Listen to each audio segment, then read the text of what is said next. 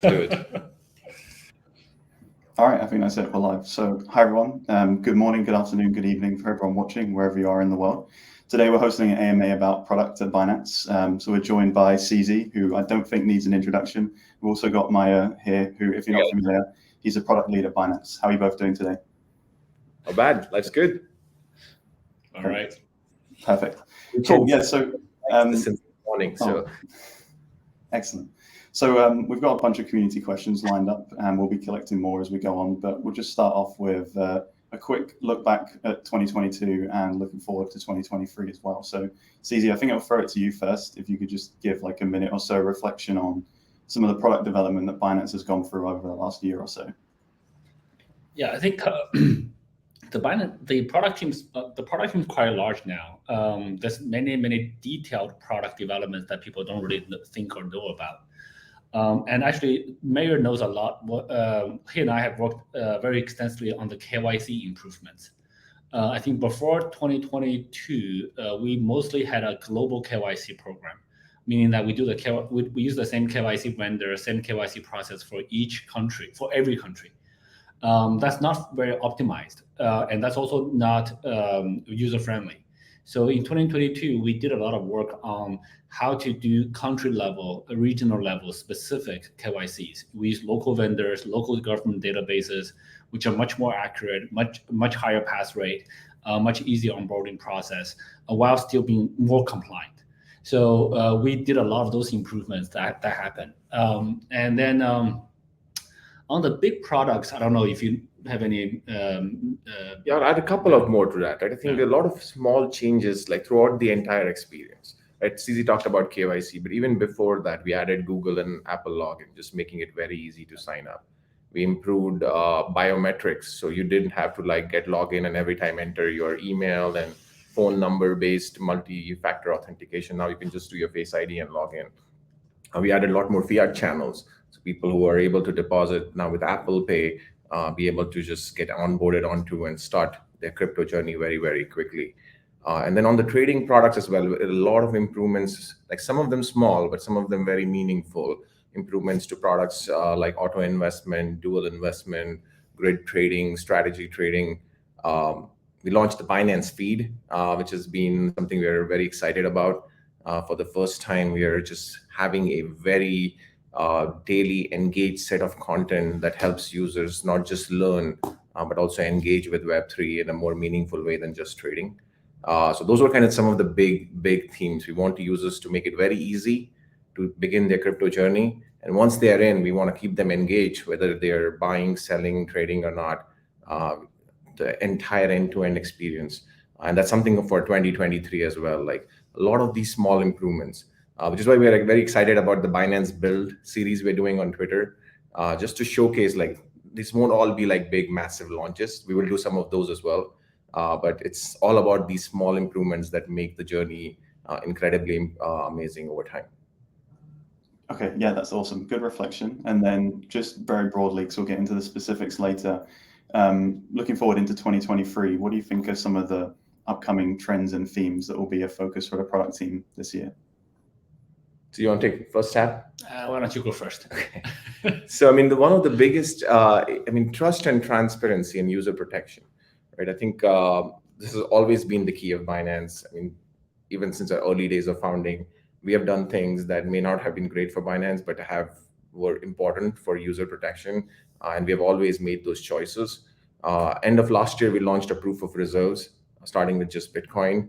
And over the last couple of weeks, we've been silently improving that. We'll have like a fairly big announcements on that over the next couple of weeks. But again, there's always the question of is proof of reserve same as proof of solvency?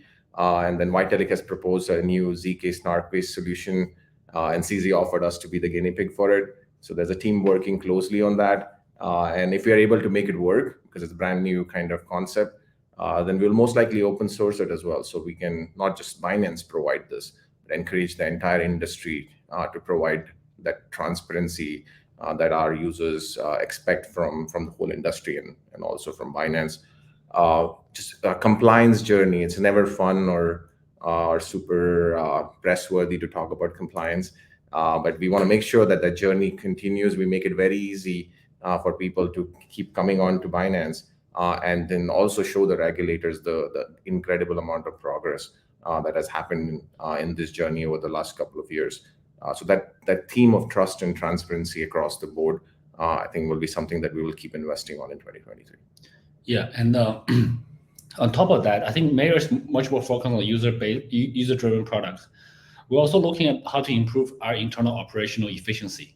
So anything internal instrumentation, anything that has backlogs, we need to monitor. And how does a user move through the user journey with us? How do we optimize that? So there's a lot of stuff going on, and also just even internal team communications, team collaborative tools. There's a lot of products, not product per se, but how we send emails to users, how many times do we bug users with emails, stuff like that. We're optimizing all of those fronts. So I think for 2023, I mean, the indication in the last 24 hours may be that it's a bull market. We don't know, but I think we're prepared for the long run. So I think we would be very happy if there was a bull run, but we're prepared for the long haul. So we're optimizing efficiency internally, and we're doing a lot of product work there too. Right. So in summary, there's a lot to be done, right? So I think this question, before we get into the specifics, is good for both of you from different perspectives. So obviously, Binance is a very user-focused organization and company. So the question is, how do we approach listening to the community and building products with our users as the first priority? Well, CZ is insanely connected to the community, and this has always been his feedback to me, and he as well, is like, how come I hear our customer issues before you do, and your product managers do? So that's listening to the community has been like the cornerstone of how Binance has built its product since day one. Right, we have done this way differently than any other players in Web3 who have gone kind of more traditional way of acquiring users. Our product journey has always been like, listen to the users, they know what they want. We're very early in the crypto journey, right? So if we don't have our ears to the ground, we will miss the next big thing. One of the new things we're going to do, we've always been listening in. There's a lot of channels our users, they tag CZ on Twitter, they contact our customer support, they are in our messaging groups on Telegram, and so we hear the feedback all the time. We have a form already today where people give us very detailed feedback. One thing we're going to change is we're going to put all that public, right? So all these feature requests that come in that the product team today prioritizes, we're going to share them publicly and let people vote on it. And when these features are live, the product managers will mark them as such, so users can actually track that whether the feature request that they requested, did Binance follow up on that? That's again in the theme of our transparency. We just want to make our roadmap public as well, right? So that should launch in the next couple of weeks, and it should just give us like our commitment to building these products with our users together. Yeah, I think in our industry, it's never a problem of you don't know what the feedback is. The problem is we get so much feedback. It's really hard to prioritize that and knowing which one is high priority. And a lot of that comes from intuition. If you're out there talking to users, you just have a general idea what things people request for, how many times they do it. But as the organization gets larger, we want to move into more systematic ways of doing that. And I think Mayur just outlined some of the things that we do.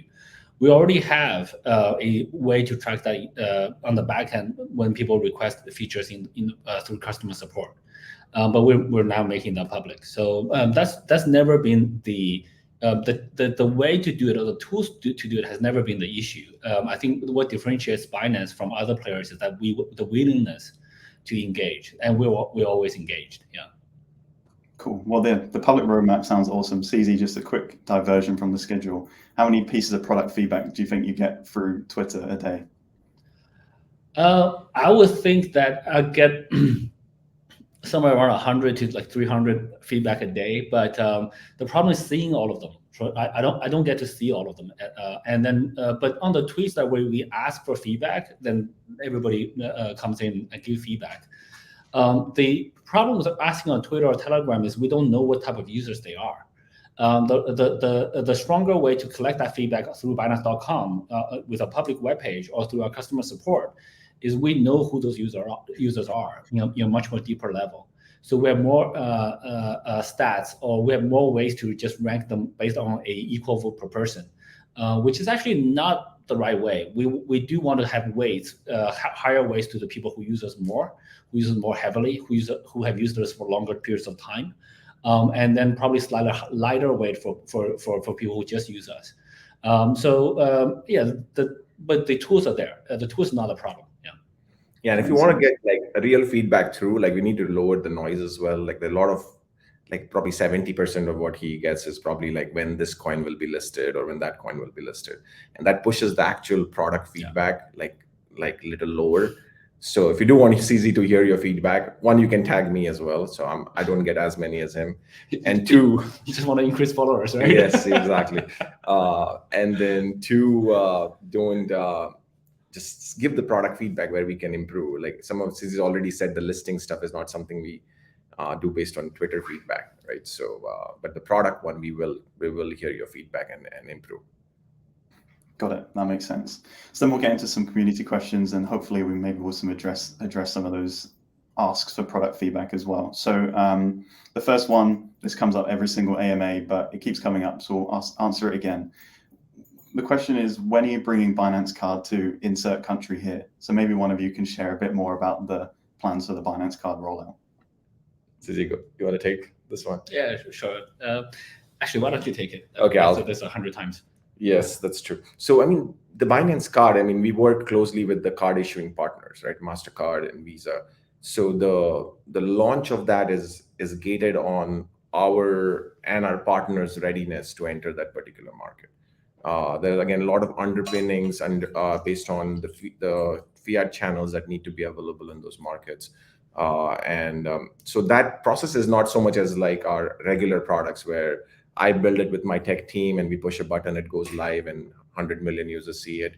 It takes a lot of working with us, compliance, regulators, the governments in those markets.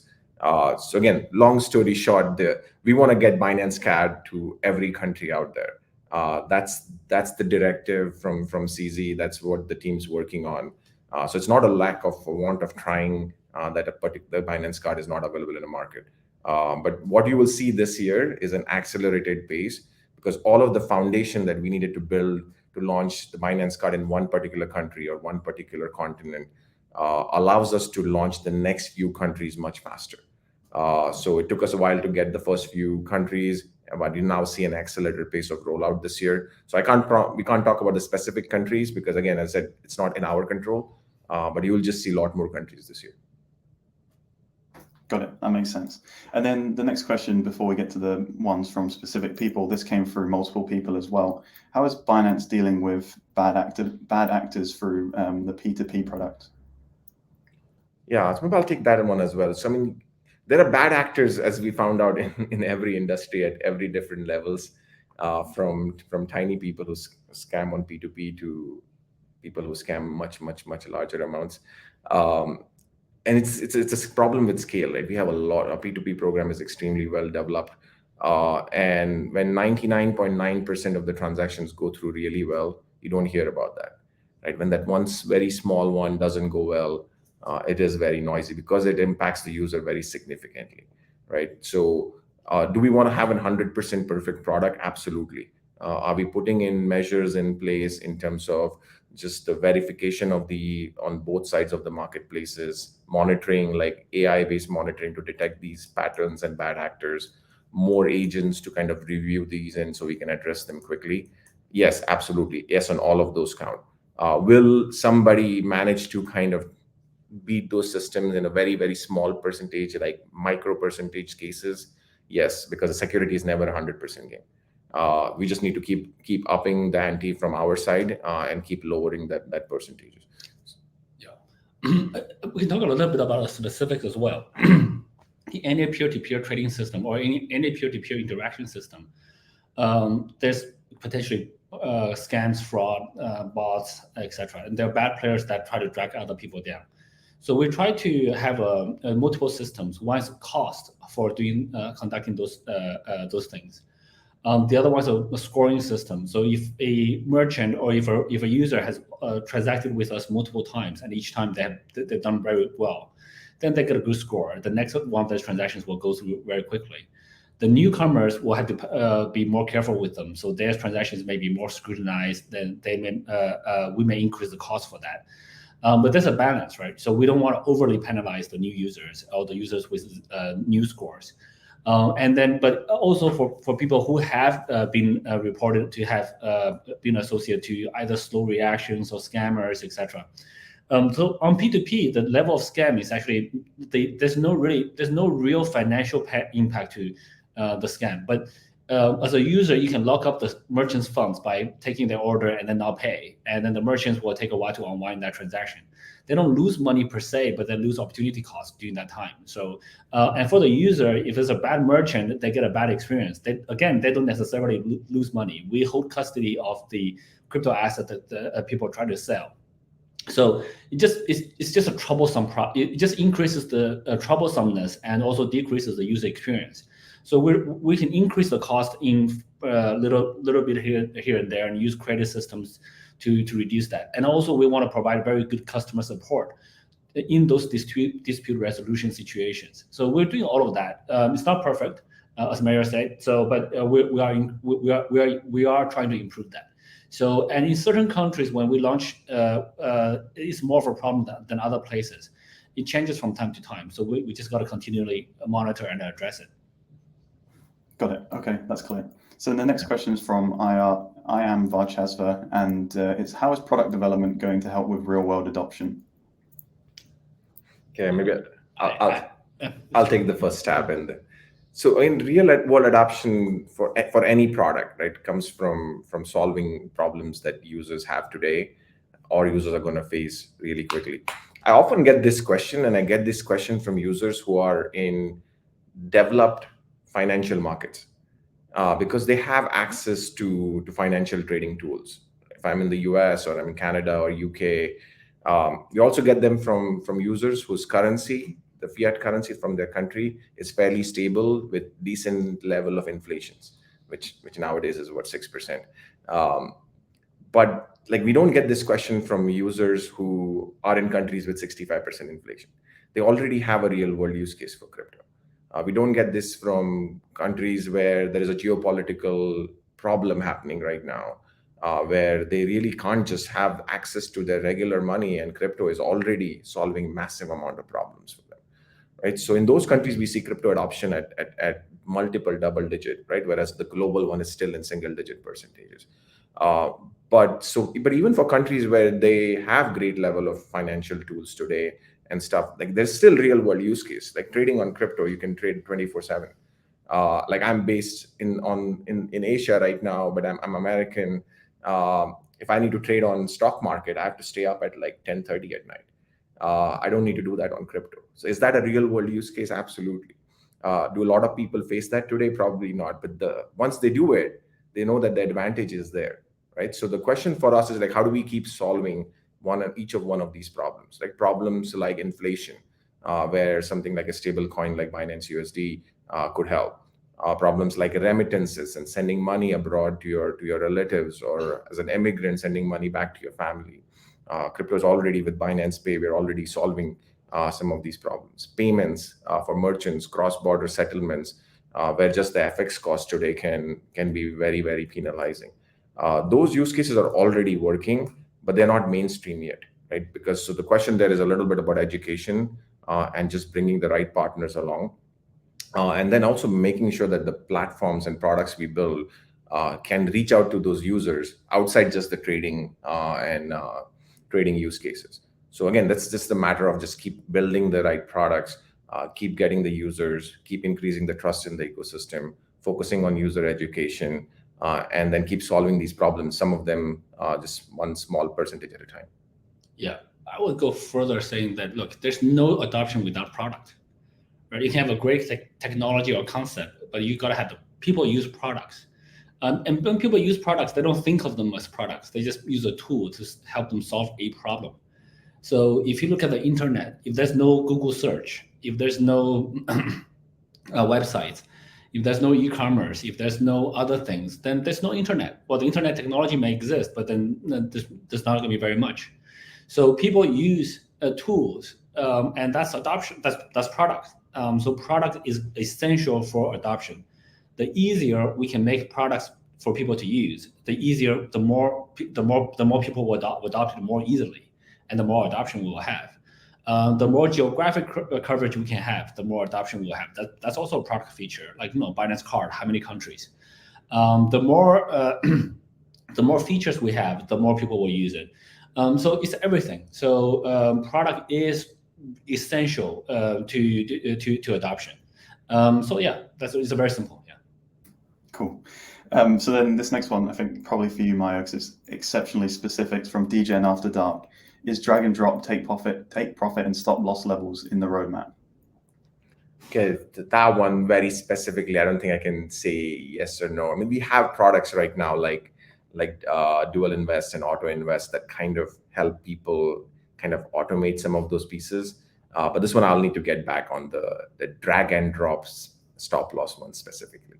It's a good feedback though. And again, once our roadmap is public, if a lot more people like this feature and voted, then definitely it will show up there sooner. Okay, we can use it to channel people to your Twitter. Mayur will tweet the answer to that question later, so stay tuned. So then the next question is from Lumberg.eth. What's the next big thing that Binance is focused on with product? There's so many stuff, right? Yeah, I mean, it's let me talk about maybe 2 or 3 themes, right? I think I talked about the trust and transparency theme. So you'll see multiple like product releases around our proof of reserves, proof of solvency, us doing our roadmap publicly and so forth in that theme. One problem CZ keeps challenging us is around getting users access to DeFi today is still so complicated.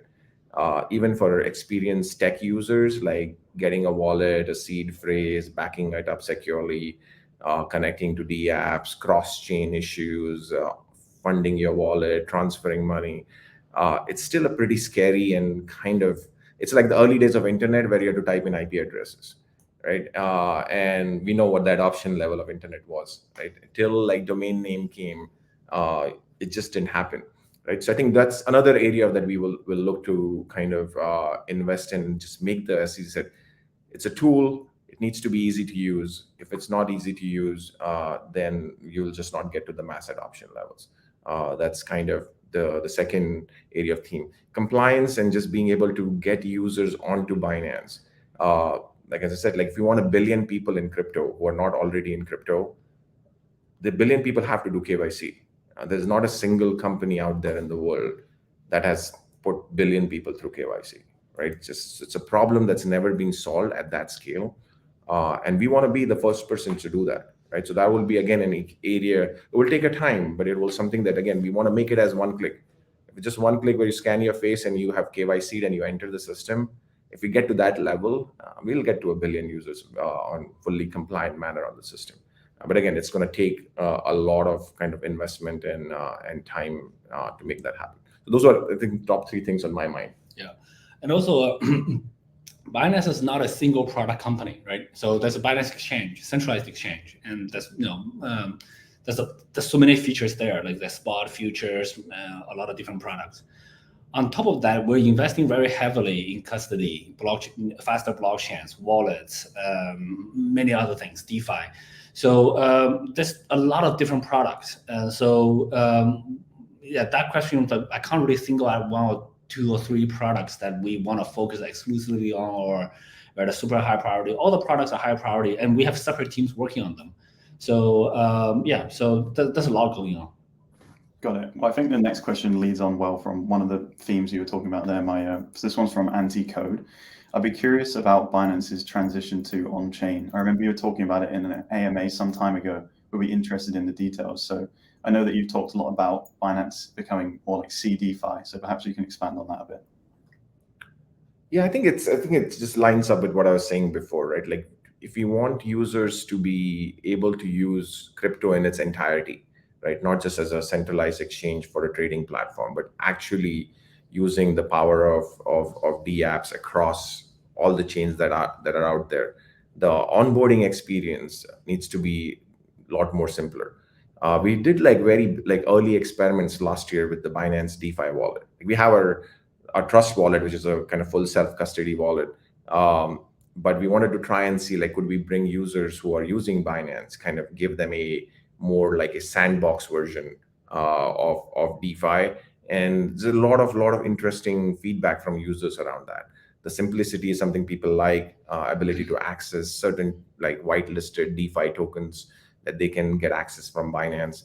That was very interesting. So you'll see us invest over there. We want users kind of like take them in this guided journey, right? Like right now, there's kind of like you use centralized exchange, which feels like a trading app, like your existing TradeFi, and then there is DeFi completely, which can feel like in like a big scary world. So we want to kind of have like a hand-holded journey. We'll do some more work over there this year to kind of let people experience that. And again, like everything we do, everything is an experiment, right? If the users like it, they use it. We see product market fit, we double down. If it doesn't work, we call it a learning experience, and we move on to the next thing. Got it. Anything you'd like to add to that, CZ, or is that comprehensive enough? Yeah, I think that's good enough. Yeah. Great. So this next one, I think, is probably a little bit techie. So it's from the Big La Crypto. How do you ensure scalability and reliability while building product at Binance? That's more of a tech question, huh? I mean, we have 100 and what's a public number that we have stated, 120 million users. That's a pretty big number, even in like any sense. And given that crypto is still a fairly young industry, we are already operating at massive scale. I mean, some of our numbers in terms of what our assets are that we hold and some of our trading volumes are now public, like our monthly volumes are in trillions of dollars. So we are already operating at massive scale. So the question is not so much around trading reliability for innovation. Like we are in a financial kind of services, like we are programmable money. And it's something that money is one thing people expect 100% reliability, right? So it's just a core of what we do. We would, in some of the core stuff, like our trading engine, our deposits, our storage, our like systems for withdrawing and depositing money, those need to be 100%. When they're not, like we give a user a heads up saying, hey, our wallets withdrawals will be stopped for this time because we're upgrading the infrastructure. That's just the core of what we do. Some of the other stuff, like the user experience, maybe on the feed, we might be a little bit more aggressive around trying some things which may fail. But on the core aspect of our stuff that touches users' assets or wealth, we need to be 100%, and that's what the guiding principle is. Yeah, I would expand a bit more on that. We are by far the largest distributed global real-time financial application in the world. If you think about the size and scale, I think Twitter, Google, Facebook, they have more users, but they're not financial applications. So if you tweet and your friends see your tweet 30 seconds later, it's not a problem. But when you use Binance, if you place an order and you don't see the response in 1 second, you panic. And if it's not confirmed that you bought it within 3 seconds and the price moved, you will complain. So on Twitter, Facebook, Google, they don't have this problem. So their user base will still be larger than us. But for any real-time financial application, we are by far the largest globally. And no one has done this in history at this scale. So we're the most global one ever. So we have users from Africa, we have users from Latin America, we have users in Asia, users in every part of the world.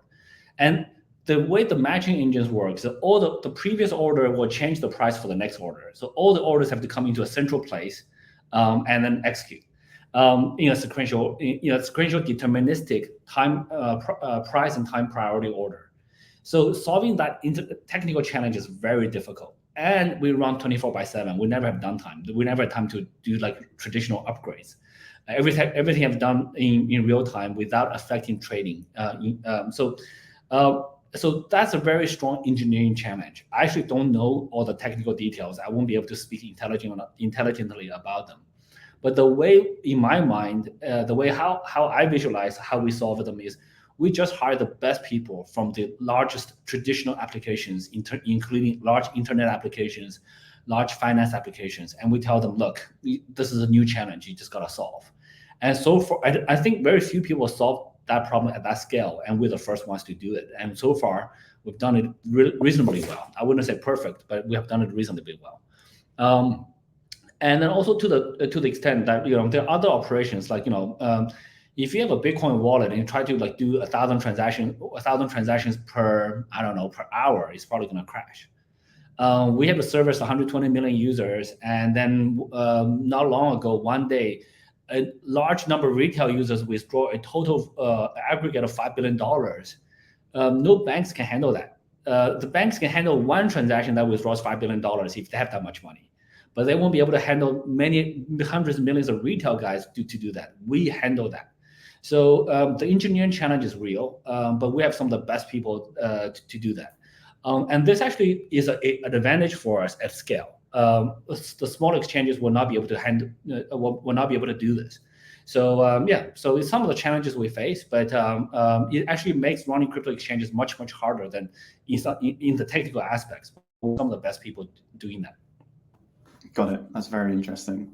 So Mayur, you called out Binance Feed a couple of times already today. So, and obviously the crypto community relies very heavily on social media. So perhaps you could just expand a little bit more on what Binance Feed is and potentially how you see it developing as a tool for the Binance community over the next year. Yeah, so I think it started with the concept that if the users, like CZ keeps saying, like not everyone is a trader. If you're not a good trader, you should just hold crypto. But people also talk about dollar cost averaging and taking profits. And how do you know when to do that, right? How do you learn more about the assets that you have or the assets you don't have, but you want to? And this information, like if it's presented to you when you are in that experience of, then it's a lot more relevant. So that was the idea behind the feed and again, everything it's an experiment to see whether users would like it or not. And so far, we're just seeing like massive adoption, both from the content creator side, because we have, again, as CZ said, the largest kind of user base in crypto, and from a user side, because now they're getting like exclusive content, right? Not the same content. It's not just like scraped off content from that you could get somewhere else. It's just exclusive content for our users.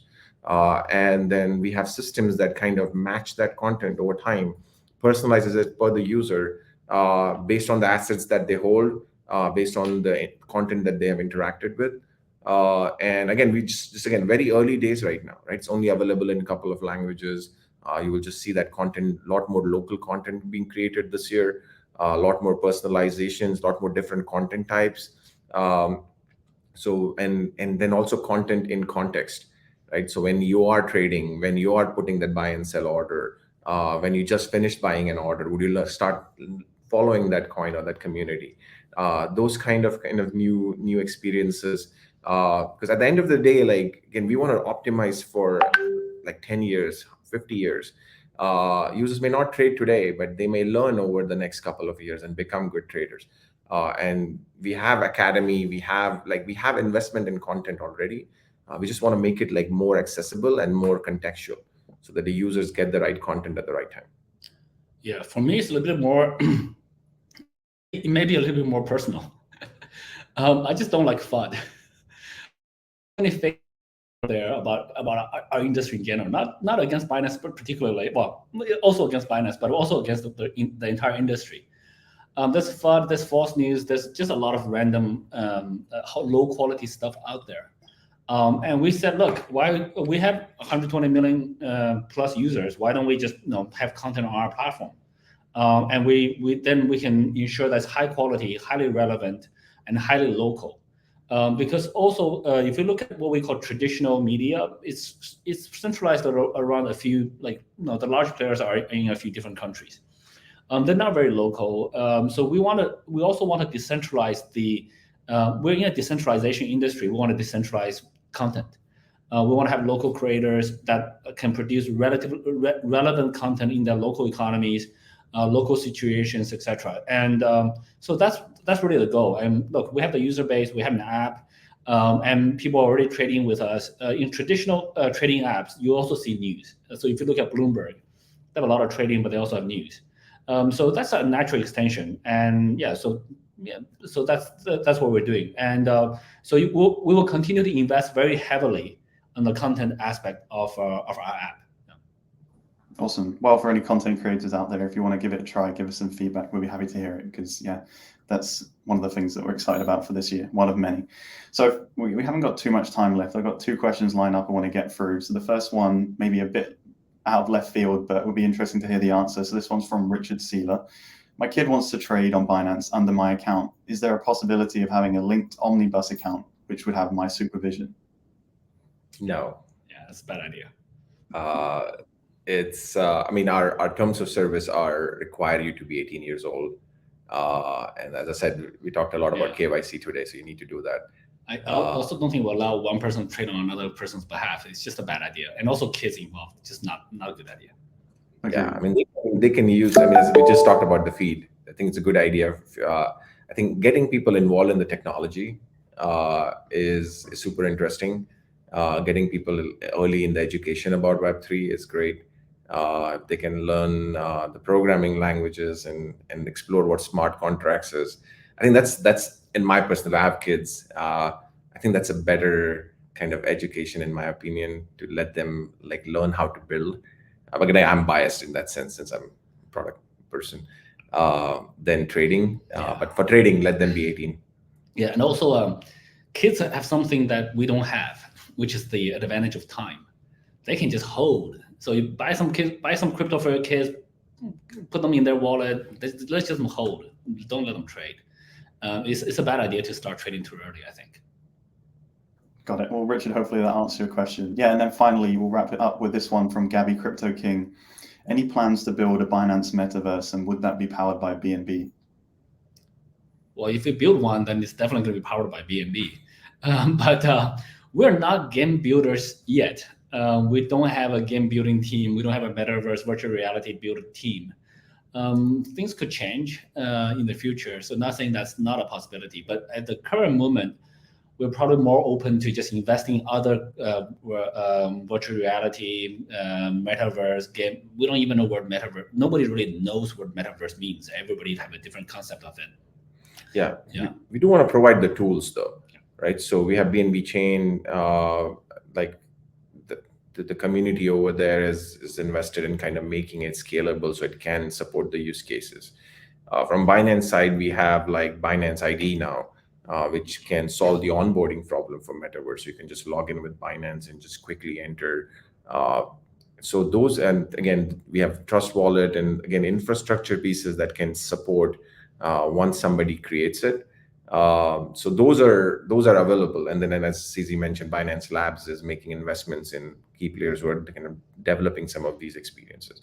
So I think more on those this year than something a metaverse powered by Binance. Though again, never say never. Got it.